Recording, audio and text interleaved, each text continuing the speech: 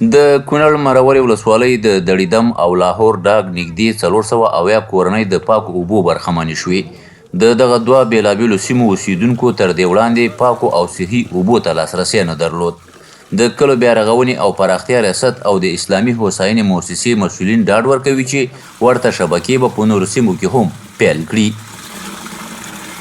نو موږ ته ډیره زیاته مننه اسلامي کلینیک نه هم کوو او نوره غوښتنه هم پرې کوو او انشاءالله قوم ته موږ ډاډ او اطمینان ورکوو زموږ چې څومره په وس او په توان کې دی انشاءالله دې له دا کار برابروو. موږ چې کومه پروژه کتلې دغه پروژه دغه ده معیاري ده. په دې پروژه کې تقریبا 188 نلکې یا ټوټې چې ورته وایي دا لرو په کورونو کې انسټال شوي دي. 4 په دړیدم کې او 90 په لاورډا کې او د دې ټولو پروژې یعنی پلانواله چې دا نلونه زغلولې دي دا 8500 متره یا 8.5 کیلومتره دي.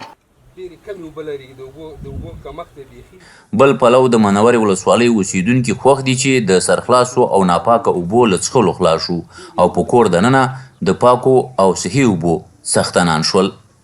موږ ته ډېر زیات راضي یاستو. د دې نه مخکې به زموږ زنانو ماشومانو حتی مکتب به ترې پاتې وو مدرسه به ترې پاتې وه خو ولې موږ به د اوبو په غم او د اوبو په لالچ کې وو. موږ به خپلو ماشومانو باندې په ځای د دې چې سبق ته یې ولېږو هغه ته به دغومره نه خوشحالېدلو لکه یوې بشکې اوبو ته چې بیا څونه خوشحالېدلو. اسلامیک ریلیف له طرفه دا پروژې دوه غټې پروژې د اوبو د دې علاقې صحي اوبه دوی ته رسول دا وشو. موږ یقیني چې د دې نه ډېر زیات راضي یو او مننه یې کوو خوشحاله یو چې زموږ په ساحه کې د اوبو لږ کمی دی نو چې داسې کارونه وشي ډېر د خوشحالۍ ځای دی.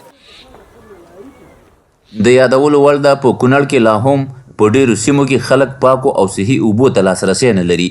که چېرته د حکومتي ادارو او مرسته کوونکو مؤسساتو له لوري ورته پروژې تطبیق شي تر ډېره به د لویانو او په ځانګړې توګه د ماشومانو د ګڼو ناروغیو مخه ونیول شي.